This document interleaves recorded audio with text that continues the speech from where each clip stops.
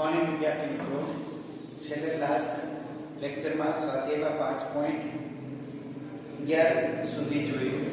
ત્યારબાદ સ્વાધ્યાયમાં દાખલા નંબર 5.12 એક ઓરડાની છત પરથી 2 મીટર લાંબી દોરી વડે 0.1 કિલોગ્રામ દળના લટકાવેલા એક ગોળાને દોરિત કરવામાં આવે છે.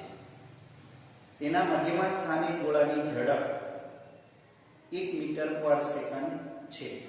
તો ગોળો A તેના કોઈ એક અંત્ય સ્થાને હોય, B તેના મધ્યમાન સ્થાને હોય, ત્યારે દોરીને કાપવામાં આવે તો ગોળાનો ગતિપથ કેવો હશે?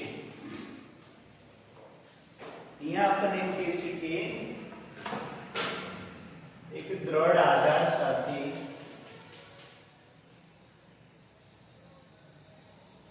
બે મીટર લંબાઈની દોરીના છેડે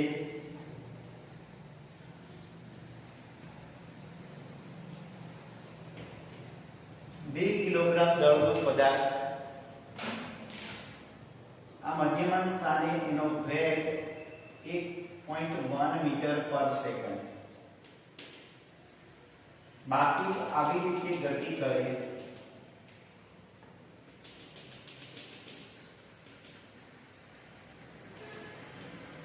આ એના અંત સ્થાન છે, અંત બિંદુ.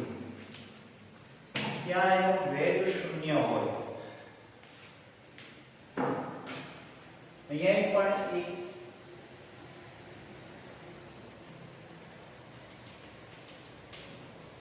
અંત સ્થાન હોય, ત્યાં એનો વેગ 0. હવે વિદ્યાર્થી મિત્રો,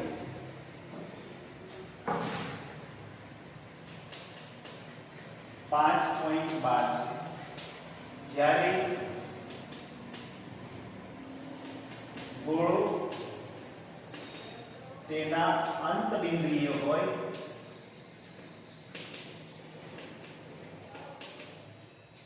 ત્યારે તેનો વેગ 0 હોય.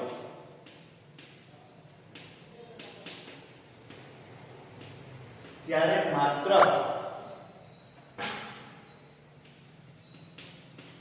અધો દિશામાં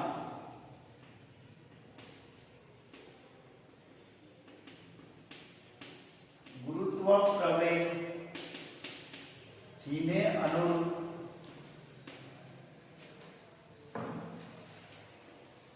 એમથી બળની અસર નીચે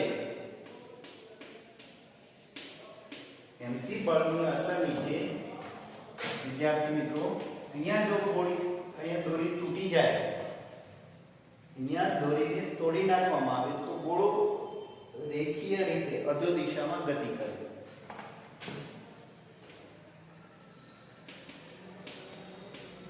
ત્યારે ગતિપથ સુરેખ અધો દિશામાં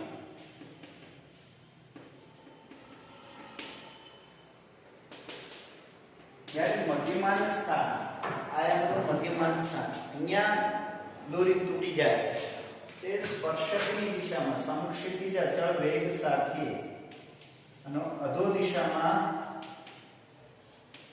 અચળ એવા ગુરુત્વ પ્રવેગ સાથે પ્રક્ષિપ્ત ગતિ કરશે. કેવી ગતિ કરશે? પ્રક્ષિપ્ત ગતિ. જ્યારે મધ્યમાન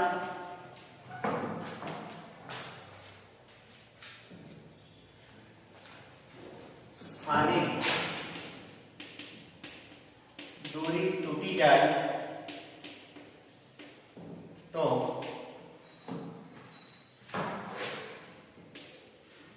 અધો દિશામાં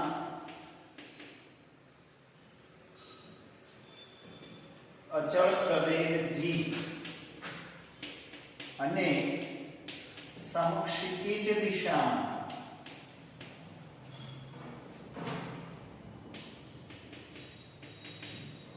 અચળ વેગ v સાથે પ્રક્ષિપ્ત ગતિ કરે. આથી તેનો ગતિપથ પરવલય આકારે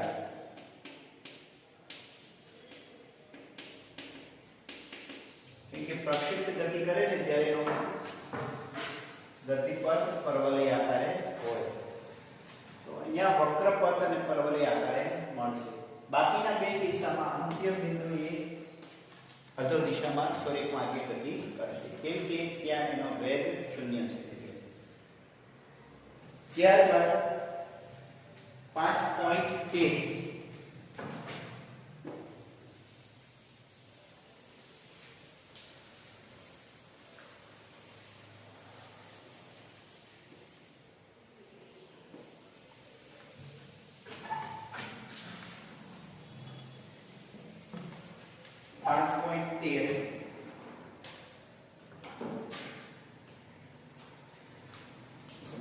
સ્વાધ્યાયમાં 5.13 70 કિલોગ્રામ દળનો એક માણસ એક લિફ્ટના વજન કાંટા ઉપર ઊભો છે. નીચેના દરેક કિસ્સામાં વજન કાંટા પરનું અવલોકન કેટલું હશે? પહેલું, માણસનું દળ 70 કિલોગ્રામ છે. એક લિફ્ટ ઉપર તરફ 10 મીટર પર સેકન્ડ ની નિયમિત ઝડપથી ગતિ કરે. બે લિફ્ટ નિમ્નતમ દિશામાં 5 મીટર પર સેકન્ડ સ્ક્વેરના નિયમિત પ્રવેગથી ગતિ કરે. ઉર્ધ્વ દિશામાં એટલા જ પ્રવેગથી ગતિ કરે અને લિફ્ટનો કેબલ તૂટી જાય ત્યારે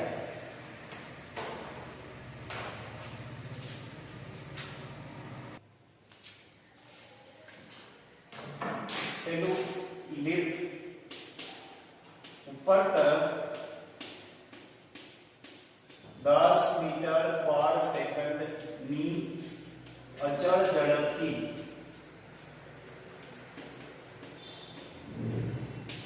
ગતિ કરે ત્યારે વિદ્યાર્થી મિત્રો લિફ્ટ અને લિફ્ટની અંદર બેલેન્સ કાંટા ઉપર વ્યક્તિ ઉભેલો હોય ત્યારે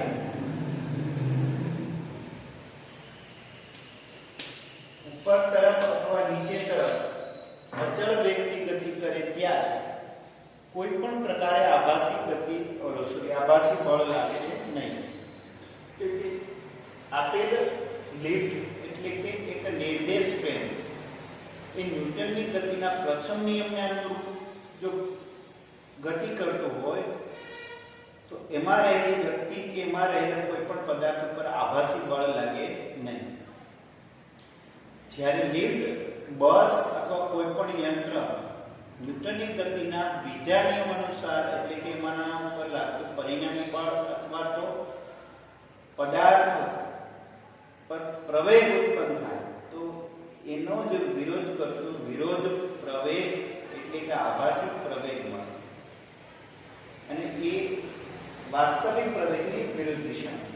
એક ઉદાહરણ આપેલું કે ધારો કે આપણે બસમાં ગતિ કરીએ છીએ, બેઠા છીએ, બસ અચાનક બ્રેક મારે અથવા ઉતરે ત્યારે આગળ અથવા પાછળ આપણે નમીએ છીએ. તો એનો મતલબ એવો થયો કે બસ આગળ એ જેટલા પ્રવેગથી ગતિ કરતી હોય તો પાછળ આપણે એ જેટલો આભાસી પ્રવેગ ઉત્પન્ન થાય આપણામાં.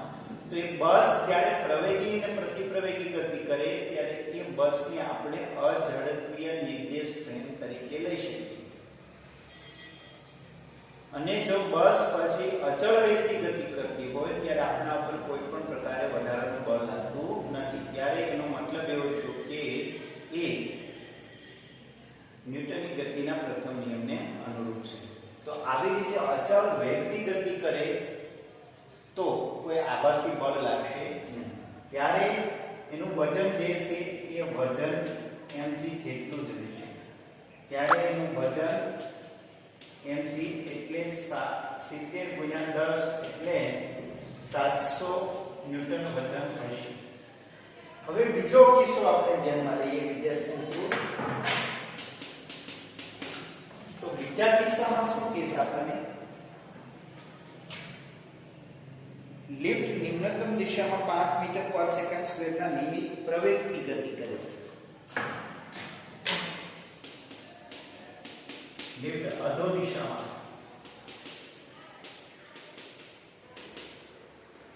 5 મીટર પર સેકન્ડ સ્ક્વેરના અચળ પ્રવેગથી અધો દિશામાં ગતિ કરે છે.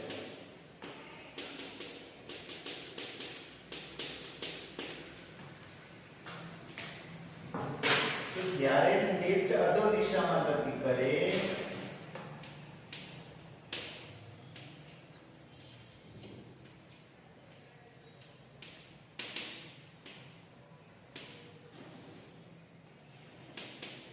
એ જેટલા પ્રવેગથી અધો દિશામાં ગતિ કરે ત્યારે એટલો જ આભાસી પ્રવેગ a થી ઉર્ધ્વ દિશામાં મળે અને સાથે સાથે એક ગુરુત્વ પ્રવેગ g તો નીચે તરફ છે. તો આ ગુરુત્વ પ્રવેગમાં આટલો પ્રવેગ ઓછો આપે આભાસી પ્રવેગ.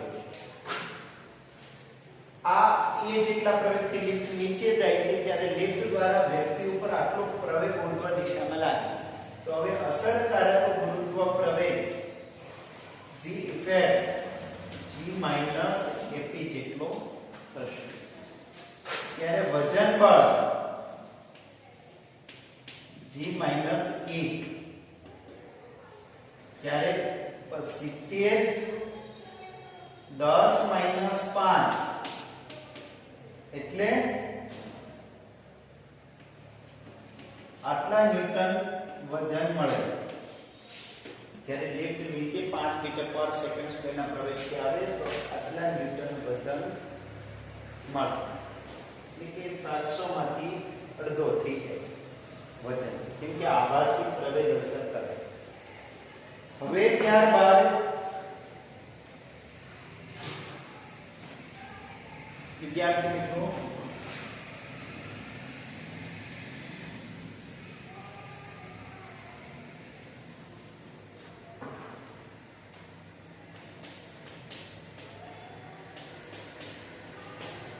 માત્ર લિફ્ટ ઉર્ધ્વ દિશામાં 5 મીટર પર સેકન્ડ સ્ક્વેરના અચળ પ્રવેગથી ગતિ કરે ત્યારે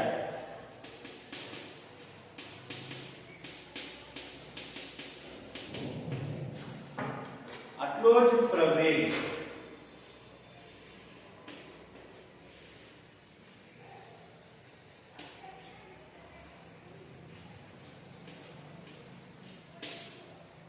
ઉર્ધ્વ દિશામાં ગતિ કરે એ જેટલા પ્રવેગથી ત્યારે એટલો જ આભાસી પ્રવેગ અધો દિશામાં લાગે અને સાથે સાથે ગુરુત્વ પ્રવેગ પણ અધો દિશામાં હોય ત્યારે અસરકારક ગુરુત્વ પ્રવેગ તો કે g ap જેટલો થઈ જાય. 10 + 5 is equal to 15 થઈ જાય. તો એને અનુરૂપ વજન એમ g ઇફેક્ટ અસરકારક ગુરુત્વ પ્રવેગ 70 ગુણ્યા 15 700 ને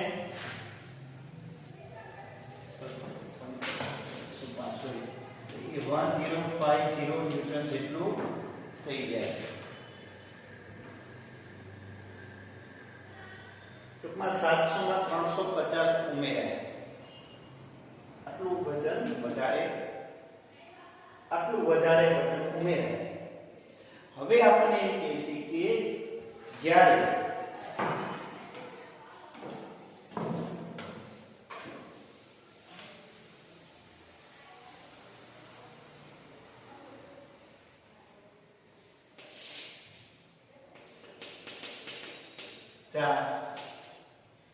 લિફ્ટ નો કેબલ તૂટી જાય, આ ત્રણનો લિફ્ટ નો કેબલ તૂટી જાય ત્યારે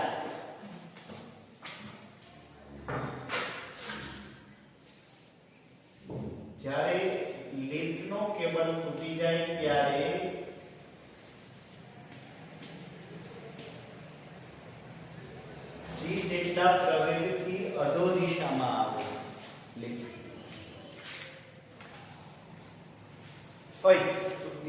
નવરો હતો કેમ કરીએ છે માટે લિફ્ટનો કેબલ તૂટી જાય ત્યારે G જેટલા પ્રવેગથી નીચે આવે અને સાથે સાથે G જેટલો પ્રવેગ તો એમાં હોય જ એટલે G ઇફેક્ટ લઈએ સોરી એટલો જ ગુરુત્વ G જેટલા પ્રવેગથી નીચે આવે તો એટલો જ આભાસી પ્રવેગ ઉપર તરફ લાગે તો G ઇફેક્ટ માં G - G = 0 એટલે વજન ઇન્ફાઇનાઇટ થઈ જાય કેટલો થઈ ગયા છે ઇન્ફાઇનાઇટ એટલે આ રીતે આપણને અચળાંકીય નિર્દેશ ફ્રેમ હોય ત્યારે અચળાંકીય નિર્દેશ ફ્રેમ એટલે કે જે પદાર્થ જે કાંઈ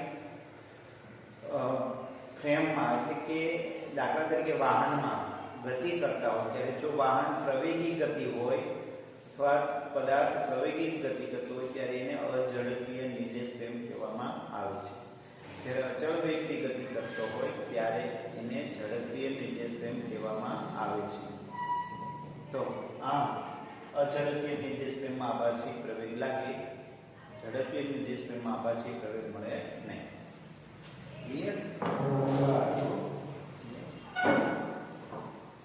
હવે વિદ્યાર્થી મિત્રો અહીંયા આપણે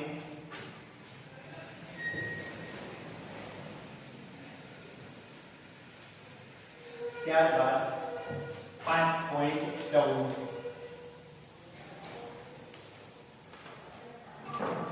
દાખલા નંબર 5.14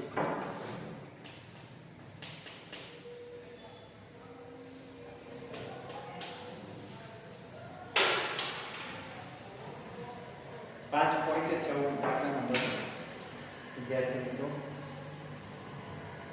આકૃતિ 5.16 માં 4 કિલોગ્રામ દળના એક કણનો સ્થાન વિરુદ્ધ સમયનો આલેખ આપેલો છે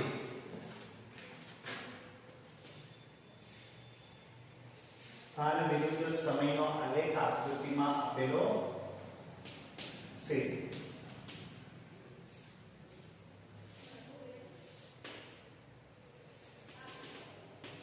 3 મીટર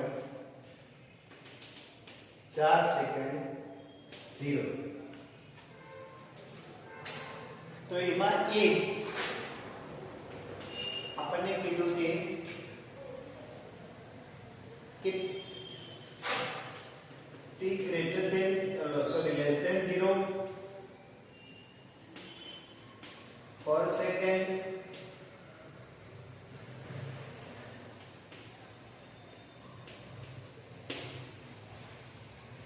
પર 3 કલાકનું બળ શોધો અને b માં t બરાબર 0 અને t બરાબર 4 સેકન્ડ સમયે આઘાત શોધો અહીંયા વિદ્યાર્થી મિત્રો આપણે કહીશું કે પહેલું એક a આ b માં t બરાબર 0 અને t બરાબર 4 સેકન્ડ બળનો આઘાત એટલે વેગમાન માં થતો ફેરફાર શોધો તો પહેલું એ 0 સમયે પદાર્થ સ્થિર છે t બરાબર 0 સમયે 0 કરતા ઓછા સમયે પદાર્થ સ્થિર છે એટલે કે એમનું સ્થાન ઉદ્ગમ બિંદુ પાસે છે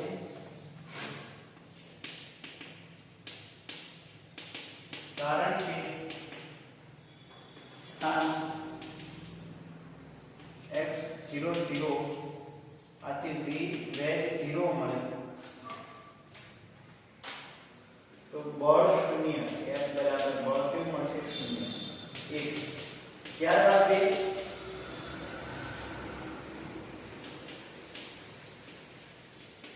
4 સેકન્ડ કરતા વધારે સમયે 4 સેકન્ડ પછીના સમયે સ્થાન અચળ છે 3 મીટર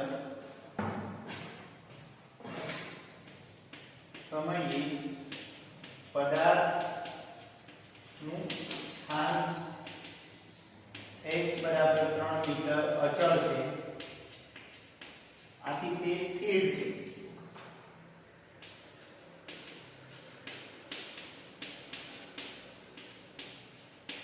આથી એના પર લાગતું બળ 0 અને ત્યારબાદ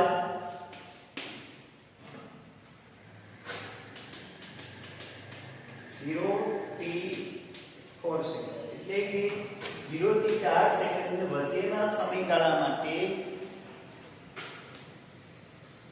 આલેખ રેખીય મળે છે એટલે એનો મતલબ એ થયો કે એ અચળ વેગથી ગતિ કરે છે. આ સમયગાળામાં પદાર્થ અચળ વેગથી ગતિ કરે છે.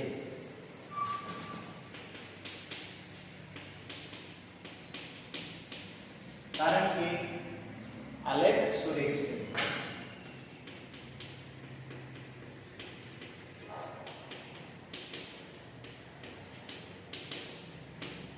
અચળ વેગથી ગતિ કરતો હોય ત્યાં ન્યૂટનની ગતિના પ્રથમ નિયમ અનુસાર એના પર લાગતું બળ 0 હોય.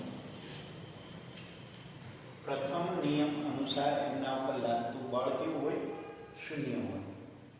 તો આ હતું A. ત્યારબાદ B એમાં આપણને આપે છે B એક કે છે કે t બરાબર 0 સમય. હવે t બરાબર 0 સમય પહેલાના સમયે પદાર્થનો પ્રારંભિક વેગ 0 એટલે કે પહેલાના સમયે એટલે કે 0 પહેલાના સમયે પદાર્થનો વેગ 0 પછીના સમયે એટલે કે પદાર્થનો વેગ v એ કેટલો થશે તો કે આલેખના ઢાળ કેટલો? આલેખનો ઢાળ કેટલો છે? 3/4.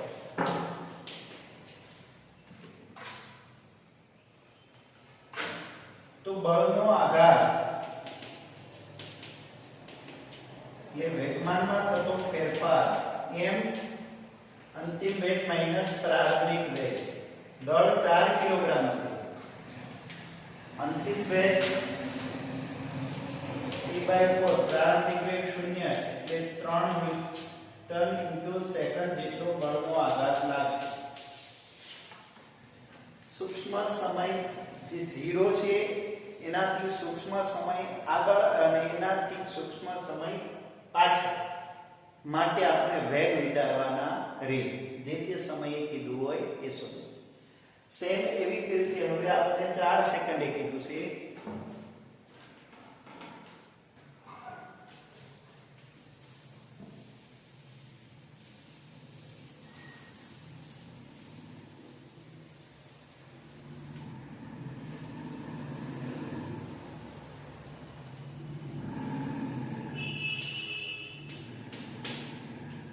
બરાબર 4 સેકન્ડ માટે બળનો આઘાત આપણે વિચારીએ તો t બરાબર 4 સેકન્ડ પહેલાના સમયે એમનો વેગ કેટલો છે તો કે 3/4. એટલે t બરાબર 4 સેકન્ડ પહેલા તેનો વેગ v0 3/4 મીટર પર સેકન્ડ અને t બરાબર 4 સેકન્ડ બાદ અથવા પછીના સમયે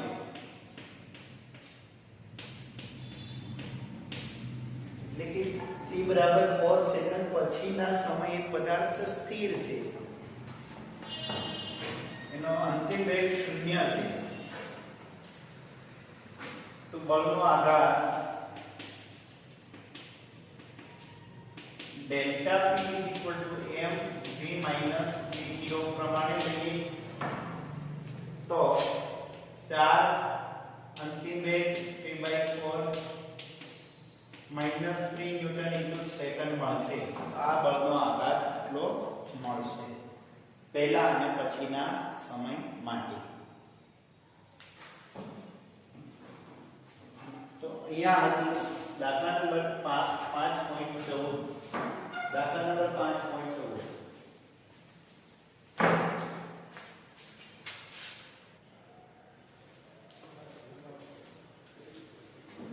ત્યારબાદ દાખલા નંબર 5.15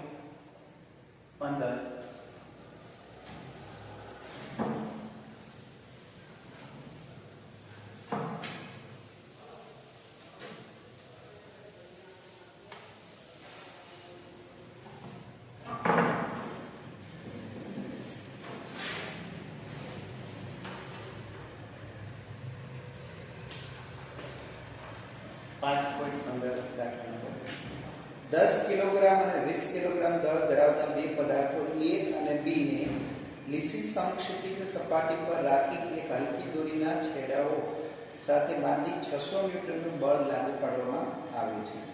ત્યારે એક A પદાર્થ પર લાગતું બળ અને B પદાર્થ પર દોરીની દિશામાં લગાડવામાં આવે ત્યારે દરેક દિશામાં દોરીનું તણાવ બળ કેટલું હશે? અહીંયા આપણને સમક્ષિતિજ લીસી સપાટી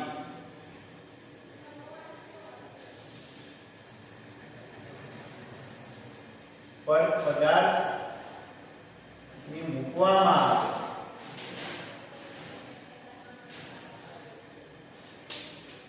ત્યારે વચ્ચે દોરી છે T 10 અને 20 કિલોગ્રામ દળનો પદાર્થ છે અને અહીંયા એક દોરી પર લાગુ પાડવામાં આવતું બળ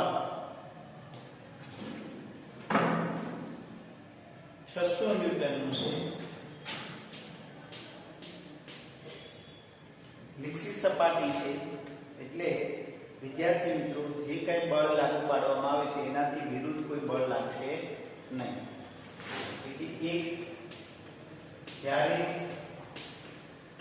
તંત્ર પર F બરાબર 600 ન્યૂટન નું બળ લગાડતા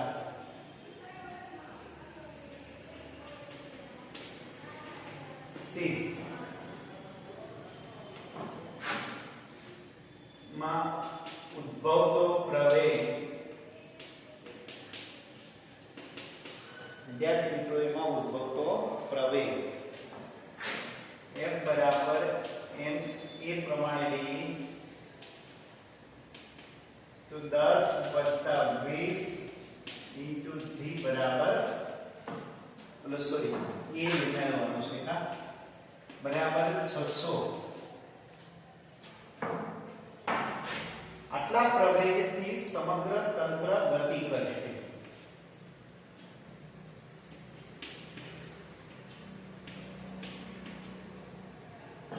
આટલા પ્રવેગથી સમગ્ર તંત્ર ગતિ કરશે. જેમ કે ઘર્ષણ બળ 0 છે. લીસી સપાટી હોવાથી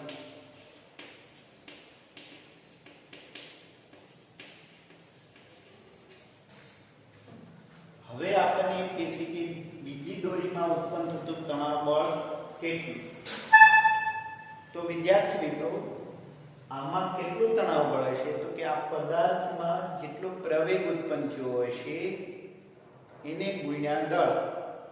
કેમ કે આ દોરીને આપેલ પદાર્થને જ ખેંચવાનો રહેશે એટલે અહીં B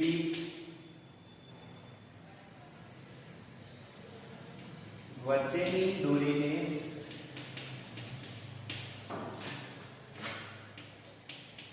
પદાર્થ B ને ગતિ કરાવવા માટે જે બળની જરૂર પડે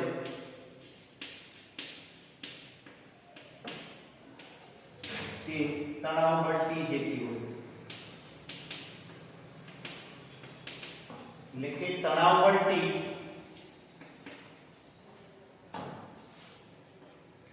કેટલું હોય કે m2a જેટલું 20 ગુણ્યા 20 એટલે 400 ન્યૂટન. અથવા વિદ્યાર્થી મિત્રો આમ પણ લઈ શકીએ. આનું જો એક બીજી દોરી એક 600 ન્યૂટનનું બળ આ દિશામાં લાગે, આ દિશામાં તણાવ બળ લાગે, છતાં પરિણામી બળ આ દિશામાં લાગતું હોય F1 તો આને આવી રીતે પણ ગણી શકાય, અથવા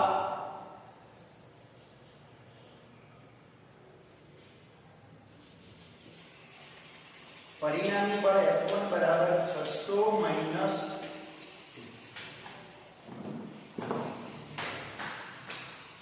ઓય એમ નહીં, લીવર સેજ જ લે,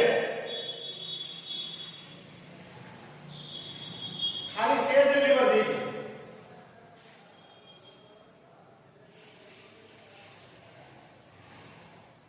બહુ રેસ નહીં, ખાલી થોડો થોડો જ રેસ કે તો યાદ છે.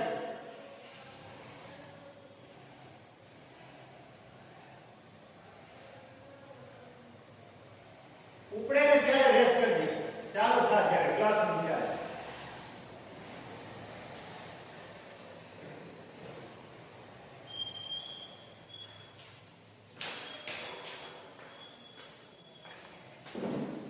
તો અહીંયા આપણે આ રીતે વિદ્યાર્થી મિત્રો મળશે m1 a બરાબર 600 માઈનસ t, તો t is equal to 600 minus m1 a, m1 10 ગુણ્યા 20 એટલે 200 એટલે 400 ન્યૂટન તણાવ બળ મળશે. તો આ રીતે પણ આપણે મેળવી શકીએ, બંને રીતે આપણે મેળવી શકીએ વિદ્યાર્થી મિત્રો. ત્યારબાદ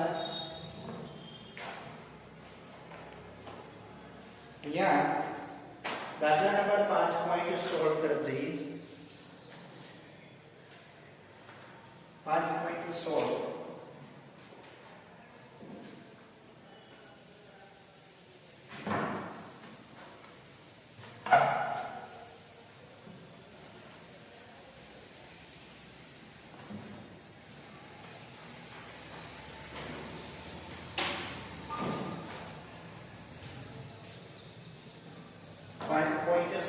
દાખલા નંબર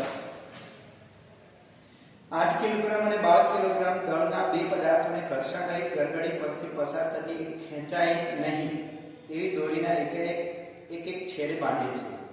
આ દળોને છોડી દેવામાં આવે છે, તો તેમનો પ્રવેગ અને દોરીમાંનું તણાવ બળ શોધો. અહીંયા આપણને એક દિવસે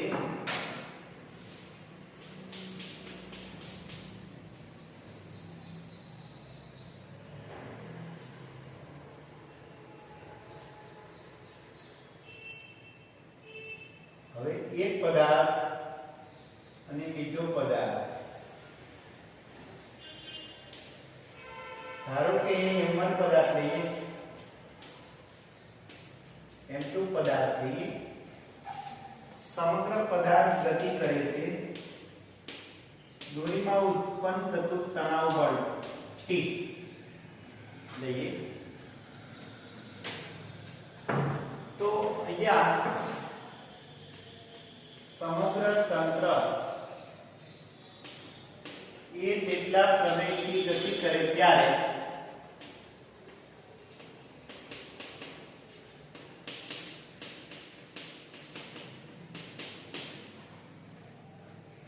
પહેલા પદાર્થનો એબીડી દોરી વિદ્યાર્થી મિત્રો, તો અધો દિશામાં લાગતું બળ વજન બળ m1 g, ઉર્ધ્વ દિશામાં લાગતું બળ તણાવ બળ T,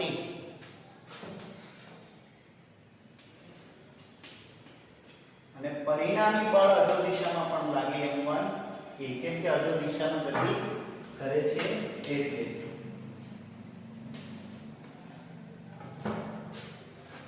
તો પરિણામી બળ m1 a બરાબર m1 g માઈનસ તણાવ બળ T, કે T ઓછું હોય એમ T વધારે હોય. જો T વધારે હોય તો પદાર્થ ગતિ કરી શકે નહીં. હવે બીજા પદાર્થનો એબીડી દોરીએ, તો બીજા પદાર્થના અડધો દિશામાં લાગતું બળ વજન બળ m2 g અને તણાવ બળ T ઉપર તરફ લાગે છે. પરિણામી બળ ઉપર તરફ મળે છે, તો પરિણામી બળ ઉપર તરફ એટલા માટે પદાર્થ ગતિ ઉપર તરફ કરે છે, એટલે T જે કઈ તણાવ બળ છે m2 g કરતા વધારે છે. Equal to T minus m2 a sorry m2g અને સમીકરણ 2 ક્લિયર. અને અહીંયા એક ખાસ કન્ડિશન ધ્યાનમાં રાખવાની, m1 ગ્રેટર ધેન હંમેશા m2 કેમ કે એ દિશામાં જ ગતિ કરે છે એટલા માટે. હવે આ બેનો આપણે સરવાળો લઈએ. સમીકરણ 1 અને 2 નો સરવાળો લેતા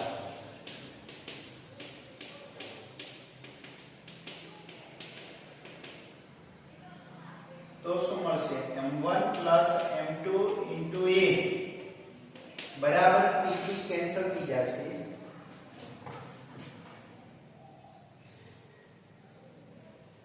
m1 m2 g એટલે a બરાબર આપણે મળશે m1 m2 ના છેદમાં m1 m2 g. આમાં કિંમત મૂકીએ 12 8 ના છેદમાં 12 8 અને 10 4 એટલે 40 ના છેદમાં 20 2 મીટર પર સેકન્ડ સ્ક્વેર જેટલો પ્રવેગ મળે. હવે તણાવ બળ કે છે તો વિદ્યાર્થી મિત્રો આ બે સમીકરણમાં t ને કરતા બનાવવામાં એની કિંમત આમાં મૂકીએ, સાદુરૂપ આપીએ તો તણાવ બળનું સમીકરણ આ રીતે મળશે 2m1 m2 ના છેદમાં m1 m2 g આટલું તણાવ બળ મળે.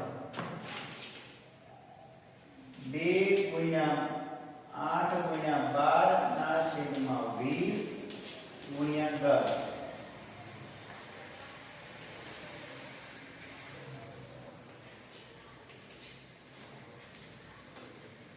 આટલા ન્યૂટન આપણને તણાવ બળ દોરીમાં મળશે. તો આ 5.16 બાકીનું આપણે નેક્સ્ટ જોઈશું.